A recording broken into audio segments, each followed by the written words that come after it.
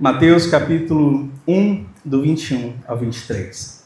Diz assim a palavra do Senhor. Ela dará à luz um filho, e você deverá dar-lhe o nome de Jesus, porque ele salvará o seu povo dos seus pecados. Tudo isso aconteceu para que se cumprisse o que o Senhor dissera pelo profeta. A virgem ficará grávida e dará à luz um filho, e lhe chamarão Emanuel, que significa Deus conosco. Vamos orar. Pai, nós agradecemos a Ti porque nós cremos que o Senhor está presente em nosso meio. Nós agradecemos ao Senhor por Cristo. Nós agradecemos por podermos entoar louvores que aquecem o nosso coração e enchem o nosso coração de gratidão ao Senhor. Continua conosco nesse momento de meditação da Tua Palavra. Eu quero pedir que o Seu Espírito abra os nossos corações. Que os nossos corações estejam rendidos, prostrados diante de Ti e prontos para receber a Tua Palavra como boa terra, que acolhe a semente, que frutifica, tudo isso para o louvor da Sua glória. Nós agradecemos a Ti e pedimos o Teu auxílio nessa noite, nesse momento, em nome de Jesus. Amém. Meus queridos irmãos, o início do Novo Testamento, se os irmãos que estão com a Bíblia aberta olharem logo atrás, que é o primeiro livro, desse último dos testamentos, pode não parecer muito atrativo para aqueles que são os leitores mais desatentos ou imediatistas, apressados. O último livro antes do período interbíblico, que é essa lacuna que tem entre o Antigo Testamento e o Novo Testamento, que foi um período de silêncio profético de 400 anos. O último livro, o último profeta a quem Deus se revelou para manifestar a sua palavra, o que ele faria no futuro, foi o profeta Malaquias. E quando a gente olha como Malaquias faz o seu livro, um livro curto, mas é um tom muito entusiasmado. O tom de Malaquias, embora seja um tom, como todo profeta, de denúncia ao pecado, ele traz grande expectativa por aquilo que o Senhor vai fazer. O tom de Malaquias é um tom carregado mesmo de ânimo, porque ele olha para o presente da sua comunidade, ele vê o pecado destruindo as coisas, bagunçando toda a realidade, mas ele olha para Deus, para a realidade perfeita do Senhor, e Deus é quem fala com ele dizendo, as coisas não ficarão como estão. O juízo virá e também a restauração virá. O momento em que as coisas serão reordenadas, reorganizadas. No final das contas, quando o povo se voltar para Deus. Aí olha algumas coisas que Malaquias diz com esse tom de esperança para o futuro. No capítulo 3, versículo 1, Malaquias diz o seguinte, vejam, Deus fala por meio dele, eu enviarei o meu mensageiro, que vai preparar caminho diante de mim. Então, de repente, o Senhor que vocês buscam virá ao seu templo. Ele vai se manifestar. O mensageiro da aliança, aquele que vocês desejam, virá, diz o Senhor dos Exércitos, com uma promessa. No capítulo 4, o último capítulo dele, versículos 1 e 2, ele diz assim, pois certamente vem o dia, ardente como uma fornalha, todos os arrogantes e todos os malfeitores serão como palha, e aquele dia que está chegando ateará fogo neles, diz o Senhor dos Exércitos. Poderia ficar só nisso, Nesse anúncio de tragédia, juízo. Não, mas olha o que diz. Nesse dia nem raiz nem galho algum sobrará, mas para vocês que reverenciam o meu nome, o sol da justiça se levantará, trazendo cura em suas asas. E vocês sairão e saltarão como bezerros soltos do curral. Haverá alegria, haverá prosperidade. O clima de tragédia será revertido quando o Senhor se manifestar, trazendo cura em suas asas. Só que quando nós temos contato com os primeiros 17 versículos do Novo Testamento, essa primeira parte que antecede o trecho que eu li aqui no início, parece que não tem tanto assim uma motivação, um entusiasmo grande. Não parece ser para nós um início que corresponda ao impacto que a gente viu Malaquias finalizando o seu livro. Como começa o Novo Testamento? Com a genealogia, falando do parentesco de Jesus, traçando de onde ele veio, quem são os seus ascendentes. Ali, nesses primeiros 17 versículos, a gente tem o nome de mais ou menos 45 personagens, incluindo alguns nomes repetidos, que alguns são bem conhecidos, outros nem tanto. O que faz com que muitos leitores da Escritura sejam tentados a o quê? Pular. Ou pular para o versículo de número 18, que diz, assim foi o nascimento de Jesus. Ou pule logo, não, vou começar de outro, de alguém que vá mais diretamente ao ponto, como Marcos, que ele é direto, ele começa desse ponto que as pessoas que gostam de agitação ficam entusiasmadas. Aí alguns poderiam pensar, o que importa de onde Jesus veio? O que importa para a gente é o que Jesus fez, é o que Jesus falou. A origem de Jesus, da sua família, isso é muito irrelevante, certo? Errado, muito errado. O que Jesus significa para a gente, o que ele disse, o que Jesus fez enquanto esteve no seu ministério terreno, só faz sentido para a gente porque nós sabemos as suas raízes em uma história, em uma família, ou mais do que isso, as suas raízes na eternidade. Mateus, ele começa o seu livro deixando claro uma verdade para a gente. Nós não podemos entender a chegada de Jesus. Nós não podemos reconhecer o grande valor, a grande expectativa que se reúne para aclamar esse momento. O nosso coração não pode reverenciar esse rei com interesse de coração, a não ser que a gente entenda a sua chegada a partir do panorama de toda a história do seu povo.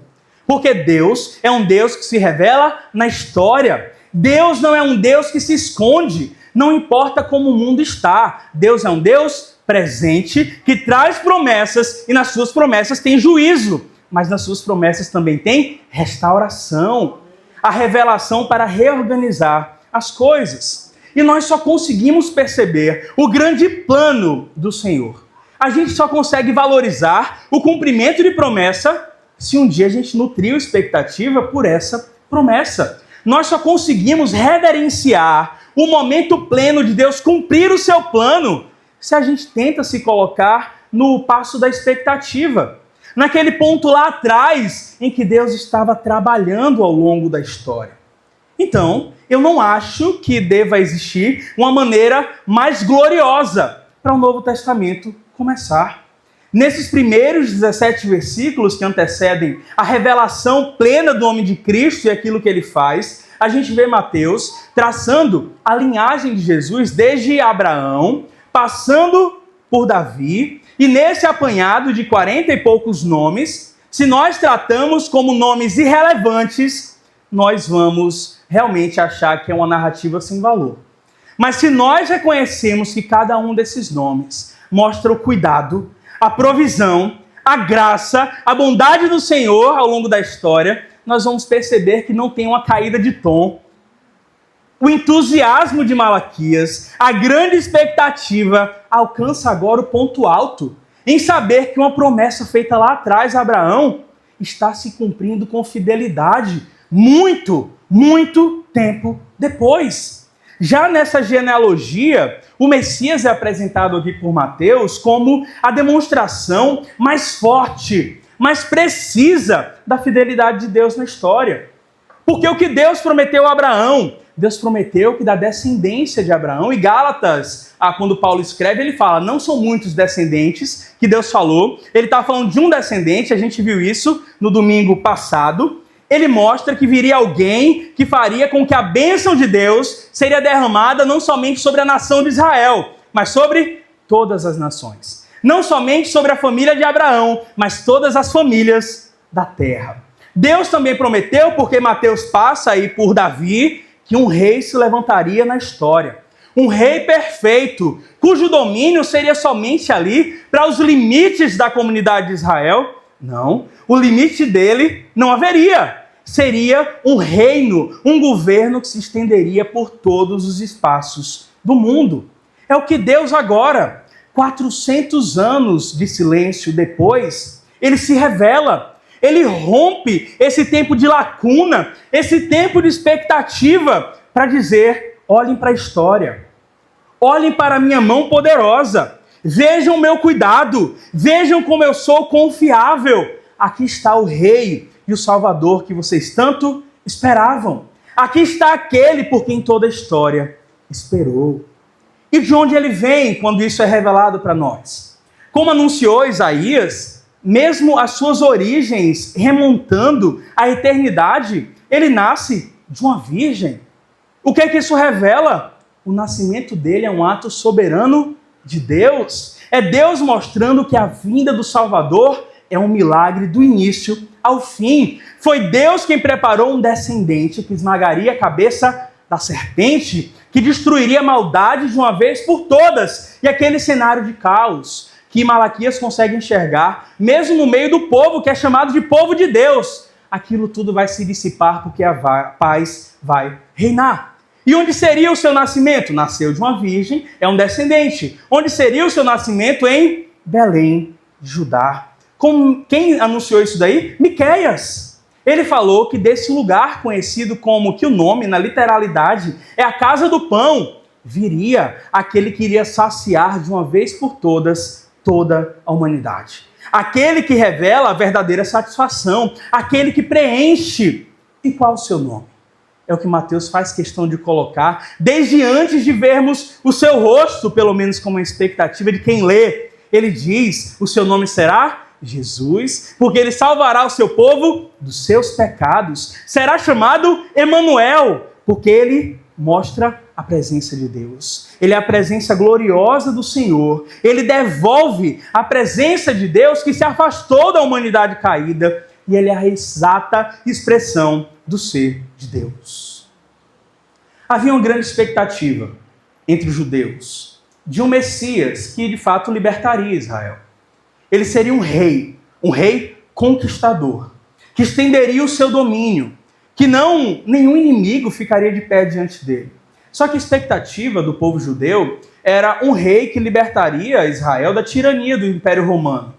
Um rei que purificaria o seu povo como? Sendo duro na lei, colocando decretos que, uma vez prolatados, eles fariam com que todo mundo andasse de forma reta. Era o que eles esperavam. Só que o que eles não esperavam é que o plano de Deus não corresponde aos nossos planos. Deus não necessariamente cumpre as nossas expectativas, mas uma coisa é verdade. Daquilo que nós precisamos, Deus sempre supera as nossas expectativas. Eles achavam que era um rei temporal, que libertaria da escravidão, da tirania, que traria a paz sobre a religião, fazendo com que todo mundo obedecesse, mas eles não esperavam que esse rei prometido da linhagem de Davi, esse Messias tão aguardado, esse que iria trazer a bênção para todas as nações, ele faria isso entregando a sua própria vida, literalmente morrendo para ser o mediador da bênção para aqueles que caíram em maldição por conta do pecado. Muito menos eles imaginavam que qual o verdadeiro centro dessa libertação. Não é um domínio de um povo. Não é simplesmente uma desordem passageira. Deus fala, ele vem para salvar e salvar o povo dos seus pecados. Essa força invisível que costuma cegar as pessoas e por cegar as pessoas costuma passar despercebida de muitos. Mas por passar despercebida essa força que é o pecado do olhar da humanidade, passou despercebido de Deus? De jeito nenhum. Deus sempre esteve atento a tudo aquilo que a humanidade fazia para desagradá-lo, ofendê-lo e longe de nos esmagar, como nós mencionamos essa semana, Deus nos ama e inicia o seu plano de resgate para nos alcançar. Deus sabia que o fardo mais pesado para Israel não é a tirania do Império Romano. Deus sabia que o problema que mais assola a humanidade não é doença, não é injustiça, não é pobreza. O fardo mais esmagador para a alma humana é o pecado que nos separa de Deus. O fardo mais pesado e o problema que nós não temos sozinhos como resolver, que repousa sobre os nossos ombros, que impede que a gente caminhe seguramente em direção ao nosso Senhor, é o pecado. Ele condena, ele mata e mata eternamente. O pecado é a causa também de todas as calamidades que existem no mundo.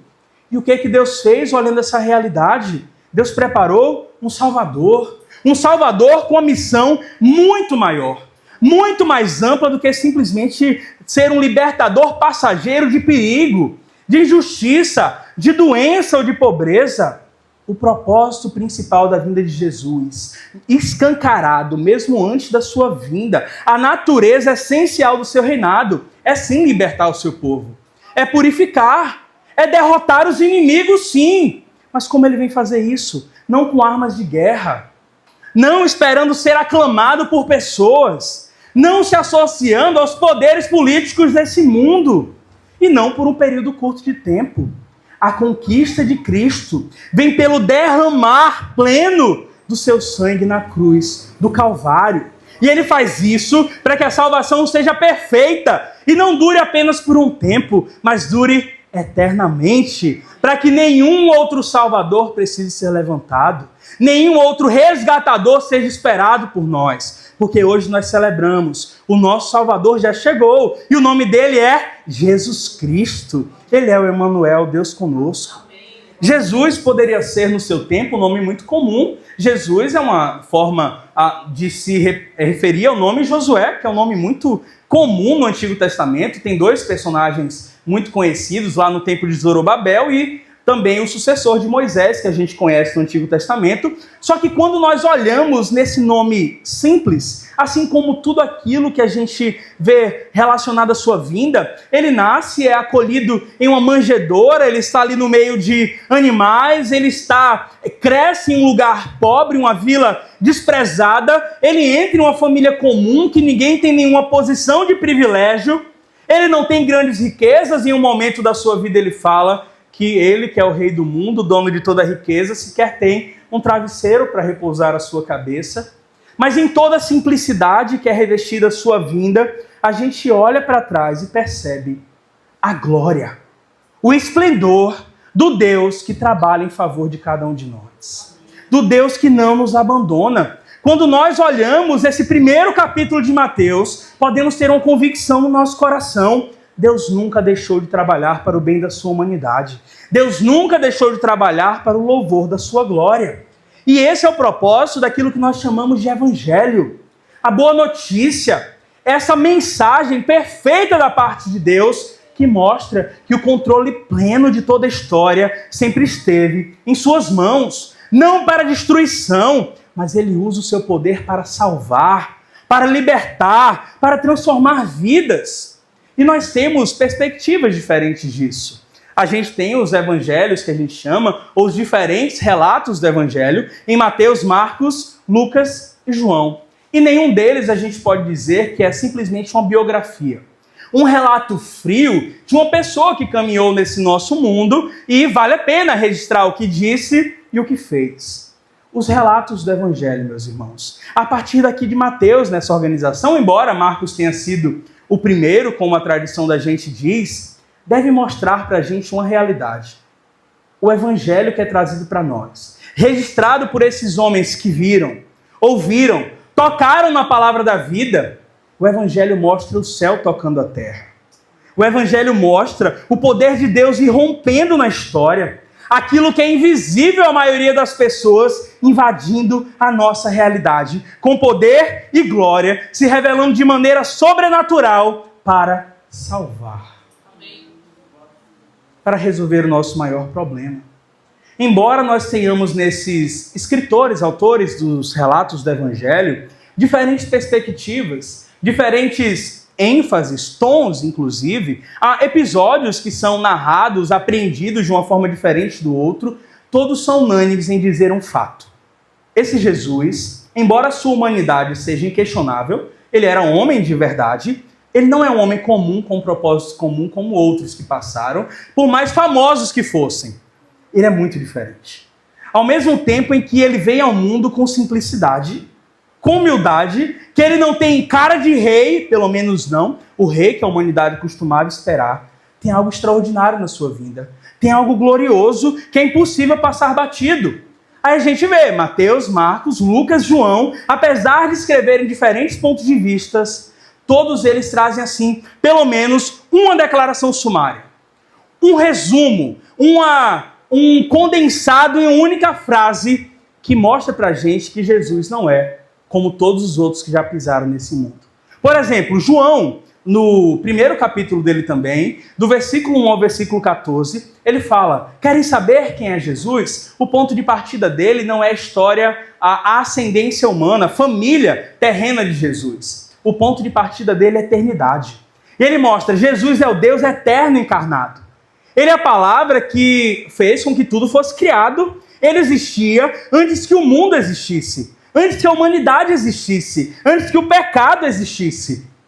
E ele se fez carne e habitou entre nós, cheio de graça e de verdade. Com que propósito? Ele diz no primeiro capítulo: nos fazer filhos de Deus. Como é que Marcos desenvolve? Ele resume a obra de Cristo no capítulo 10, 45, que alguns de nós já até decoraram. Ele é o Filho do Homem. Ele é aquele da profecia de Daniel, que tem um governo eterno, que não tem fronteiras, limites, mas ele não vem ao mundo para ser servido, mas para servir e dar a sua vida em resgate de muitos. Lucas, como ele resume a mensagem de Cristo, a boa notícia do Evangelho, ele é também retratado como um rei glorioso, o rei que todos nós esperamos. Mas qual o propósito desse rei? Não é simplesmente arregimentar um exército, se assentar em um trono terreno, mas ele vem para buscar e salvar aquilo que estava perdido. E Mateus, como é que ele coloca? O nome dele já traz a marca da sua identidade. Yahvé foi quem disse. Seu nome seria Jesus. Porque salvaria o seu povo dos seus pecados. Em todos esses relatos não tem nenhuma contradição e todos apontam em um sentido. Se tem alguém para nós depositarmos a nossa expectativa para a vida e para a morte, se tem alguém para nós entregarmos o cuidado da nossa vida, se tem alguém que vale a pena a gente confiar de olhos fechados, em Jesus Cristo, porque ele é o cumprimento pleno da promessa de Deus. A vida dele ao mundo tem um significado central e poderoso. Vejam, Jesus de Nazaré, como ficou conhecido, que nasceu, cresceu, viveu naquela região da Palestina do primeiro século. Ele é o Messias aguardado, o Salvador prometido à humanidade perdida longe de Deus, uma humanidade que trabalhou, e trabalhou muito para se afastar do Senhor, uma humanidade que continua se esquecendo de Deus, uma humanidade que continua perdida, se lançando à impureza, idolatria, e tudo isso sendo visto pelo Senhor. A ira, ao egoísmo, à violência. Mas quando chega um momento precioso da história preparado por Deus, Deus é quem se faz homem para nos resgatar para Ele, para nos reaproximar dEle, para acabar com essa distância que faz com que nós sejamos como ramos cortados, pedaços de madeira secos, que não têm nenhuma esperança, mas que secarão, definharão, até não ter mais jeito. Ele vem para resolver os nossos problemas. É um presente maravilhoso, não é? É uma demonstração gloriosa do amor de Deus, mas, infelizmente, não é assim que as pessoas costumam lembrar de Jesus no nosso mundo.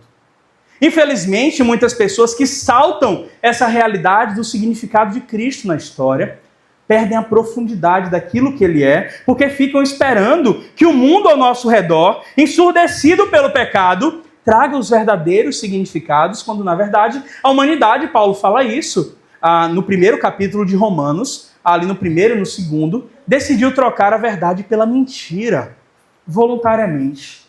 O nosso calendário costuma reservar 2 datas que lidam com a pessoa de Cristo, mas de forma secundária, porque tem outras coisas mais importantes na frente disso, segundo o mundo ao nosso redor.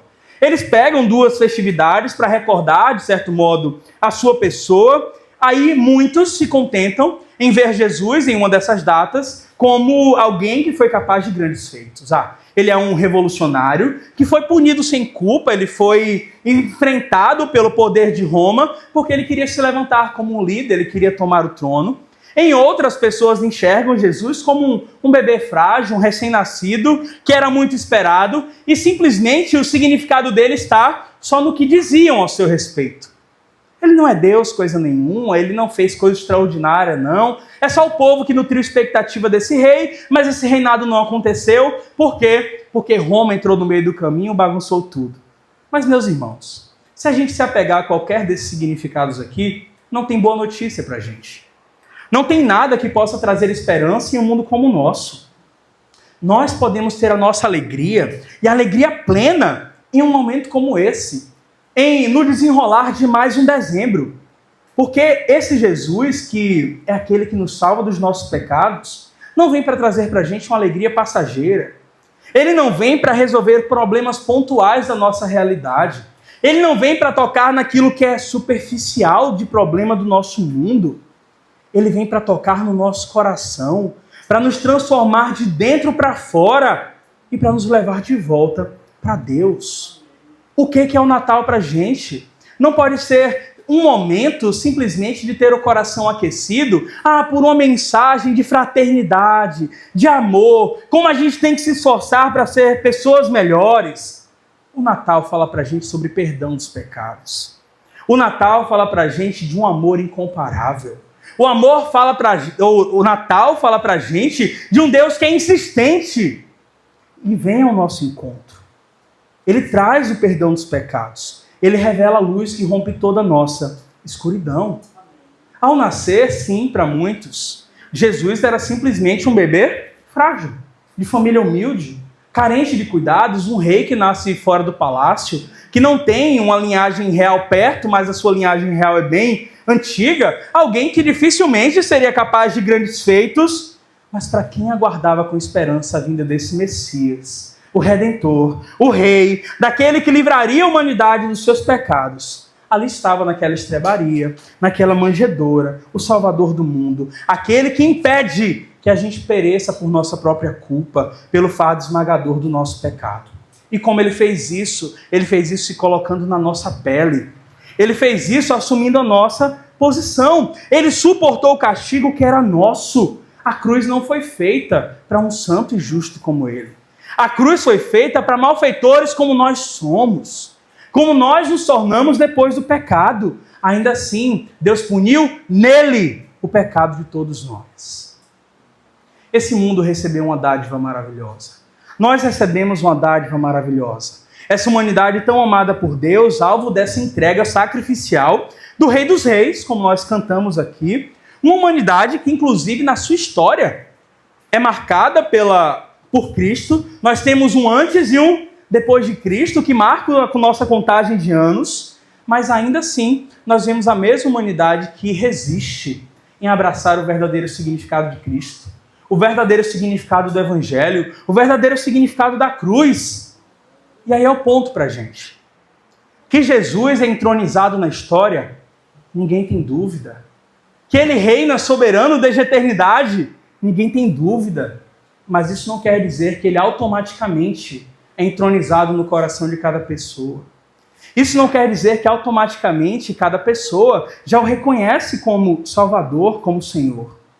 Quando nós compreendemos quem é Jesus, quando nós compreendemos o seu grande valor na história, quando nós compreendemos que o compromisso dele não é inatacado, mas ele se importa com a história de cada indivíduo que está nesse nosso mundo, isso deve conduzir quem ouve uma mensagem como essa, a apresentação da pessoa de Cristo, a dobrar-se por inteiro. Não necessariamente de forma visível, mas ter o seu coração completamente prostrado para reconhecê-lo não simplesmente como o Senhor da história, reconhecê-lo como o Senhor da sua própria vida. Porque Jesus não quer simplesmente mexer com contagem de tempo. Jesus não quer simplesmente ser lembrado em um momento ou outro do nosso calendário. Ele não quer ser lembrado simplesmente como um homem exemplar, de grandes feitos. Ele não quer ser somente um exemplo para que, tentando me espelhar nele, eu me esforce para ser uma pessoa melhor. Para além da história do mundo, o meu encontro com esse Cristo que é Senhor, Salvador, Rei Conquistador, deve ser um encontro pessoal. Porque assim como o Filho de Deus irrompeu o nosso mundo com poder, ele deseja romper histórias pessoais com poder. Ele deseja salvar. Ele deseja transformar vidas. O que é inaugurado na história com o nascimento de Cristo, em que nós conhecemos o seu nome, deve alcançar a minha vida de um modo tão profundo, mas tão profundo, a ponto de eu declarar como Paulo. Se eu for fazer um resumo da minha vida, Paulo, em certo momento, estava fazendo esse exercício. Diga assim: o viver para mim é Cristo. Ele é tão importante que eu posso resumir a minha vida assim: minha vida é Cristo. Por quê? Antes dele eu não tinha vida de verdade. Antes dele eu não tinha comunhão com Deus. Antes dele eu era simplesmente uma ovelha desgarrada. Antes dele eu era simplesmente um vagante nesse mundo, escravo do pecado. Mas agora eu conheci o que é vida de verdade. E vida de verdade tem um nome. É Cristo. Minha vida deve não ser Cristo. O Natal está batendo a porta. E na verdade nós não precisamos de um dia específico para celebrar a Cristo. O Natal não pode ser somente uma inspiração. Um estímulo para que a gente seja mais amável. Porque dezembro passa. O ano é muito maior do que dezembro. Os 31 dias de dezembro não se comparam com os outros, não vou fazer as contas, mais de 300 dias que a gente tem e que a gente costuma esquecer daquilo que é essencial. Um mês não mudará a nossa realidade, a não ser que o resultado desse mês seja entregar o nosso coração a Cristo. Porque aí nós temos certeza que cada ano de 2026, 2027, todos os anos que o Senhor nos der para viver, serão contados na presença do Rei Glorioso. E a promessa é que ao serem ultrapassados esses dias, fecharmos os nossos olhos nesse mundo, ainda assim nos encontraremos com esse Rei e continuaremos sendo governados por Ele até a eternidade. Mas se dezembro não fizer com que essa transformação essencial aconteça no nosso coração, esse espírito natalino que as pessoas falam, ele vai passar. As luzes vão se apagar, a gente vai guardar na gaveta de novo os itens da árvore de Natal.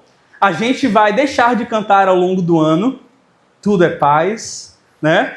Os hinos que a gente costuma cantar nesse período. E se nós não entregarmos nosso coração a Ele, esperarmos que a nossa existência nesse mundo encerre de qualquer forma, nós vamos nos encontrar com o fato. Em vez de exultar com alegria pela grande notícia da vinda de Jesus, que é quem nos salva dos nossos pecados, nós lamentaremos em terror, porque depois do fechar dos nossos olhos aqui, não há mais espaço para tomar nenhuma posição do coração. Eu vou lamentar em terror por não ter me dirigido a Cristo pela fé, acolhendo-o como meu Salvador pessoal. Eu vou lamentar em terror porque eu não reconheci a Cristo como meu Rei e Senhor da minha vida. Eu vou lamentar porque eu não recebi a Cristo pela fé como uma oferta perfeita para o perdão dos meus pecados. Não deixemos que passe nem um dia sem que a gente reconheça o grande valor de Cristo. Ele é a concretização maravilhosa daquilo que o salmista registra no Salmo de número 130, e a gente vai encerrar com esse texto, do versículo 1 ao 8, é o Salmo inteiro. Nós já cantamos nessa noite.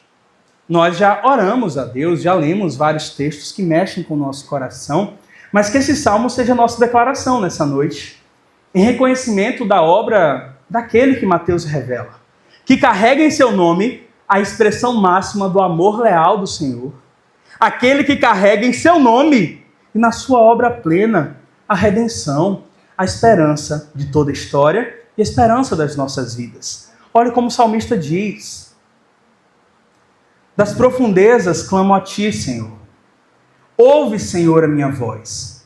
Estejam atentos os teus ouvidos às minhas súplicas. Se tu, soberano Senhor, registrasse os meus pecados, quem escaparia? Mas contigo está o perdão para que sejas temido. Espero no Senhor com todo o meu ser, e na sua palavra ponho a minha esperança. Eu espero pelo Senhor mais do que as sentinelas esperam pela manhã. Sim, mais do que as sentinelas esperam pela manhã. Põe a sua esperança no Senhor, ó Israel, pois no Senhor há amor leal e plena redenção.